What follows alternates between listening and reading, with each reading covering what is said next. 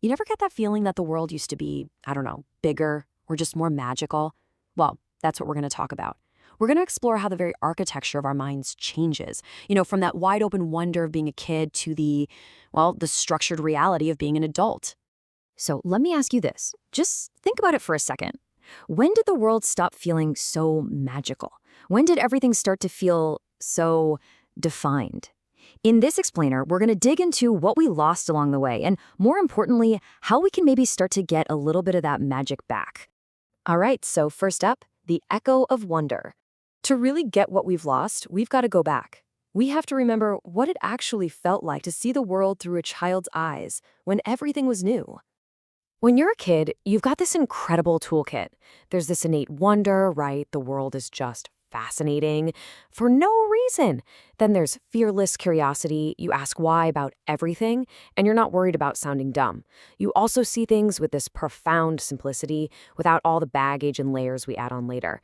And maybe best of all, you have unburdened exploration. You're free to just wander, to look around with absolutely no goal in mind. But then life happens. We grow up, and that leads us right to the heart of the matter, the erosion of that wonder. How exactly does it all just fade away? Well, the first big change is that unburdened exploration gets swapped out for calculated efficiency. Remember just wandering around? As adults, it feels like every single action has to have a purpose, a goal, a return on investment. We stop just looking around, and we start executing, always marching toward that next objective. Sound familiar? And it doesn't stop there. That fearless curiosity we all had, it gets absolutely crushed by a deep, nagging fear of failure. The pressure to already know the answer, to be right, just completely suffocates the simple desire to ask a question. We end up trading the pure joy of discovery for the safety of already knowing. This quote, it just nails it, using that architecture idea we started with. The scaffolding of our curiosity gets replaced by the load-bearing walls of responsibility. It's such a perfect image, isn't it? That flexible, adaptable framework we had as kids gets turned into something rigid, something that's only designed to support weight, not to be explored or changed. Okay, so that's the problem. And yeah, it feels a little bleak, doesn't it? But it's definitely not the end of the story. So now let's get into the good stuff. Let's look at the blueprint for actually reclaiming that curiosity. Now, the key here is to embrace what we call a childlike perspective.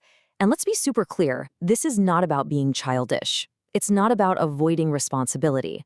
It's about using a childlike view as a powerful strategic tool, a tool for radical openness that can help you see old problems in a totally new way. So how do we actually do it? How do we start rebuilding that scaffolding? It's really about 3 simple but powerful steps. First, start asking why, relentlessly.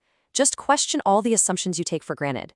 Second, literally schedule time for aimless exploration. Put it in your calendar. Time with no goal other than to be curious, read something random, walk down a new street. And third, celebrate the small discoveries. When you have one of those little aha moments, actually acknowledge it. It trains your brain to start looking for more of them. Okay, so you might be thinking, why bother with all this? What's the real payoff here? Well, that brings us to the best part, getting a whole new lens to see your problems through. And the payoff is, it's huge. By embracing this perspective, you unlock totally new ways to tackle your biggest adult challenges. Think about it. When you're stuck on something, at work, in a project, whatever, seeing it with fresh, unburdened eyes can suddenly show you solutions you never, ever would have thought of. It's like a superpower that's just been lying dormant. So, we'll leave you with this final thought. Now that you have the blueprint, let me ask you, what wonder will you rediscover tomorrow?